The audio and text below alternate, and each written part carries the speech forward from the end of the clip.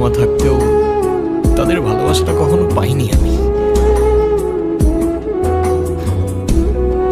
ছোটবেলা থেকে একা একা থাকতে শিখে গেছি। আমার মতো যারা আছে না, তারা নিজের কষ্টটা কখনো বলে বুঝাইতে পারে না, বা বলতে পারো বলার মানুষটাই থাকে না।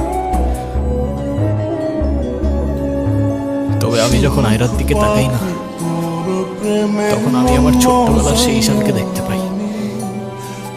শুধুমাত্র এইটুকু বলতে চাই যে আমার জীবনের মতো অ্যাটলিস্ট ওর জীবনটা হতে দিও না।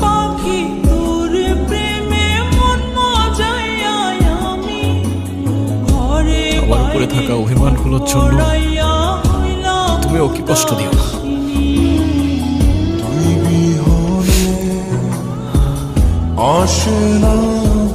ভালো থেকো ছোট্ট বন্ধু।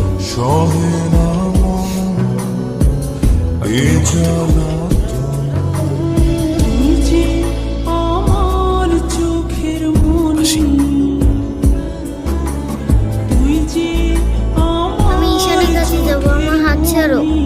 ঈশানকে যেতে দিও না প্লিজ। তুমি যা বলবে আমি তাই শোনো, প্লিজ হাত ছাড়ো। আম্মু প্লিজ আমার হাত ছাড়ো। আমার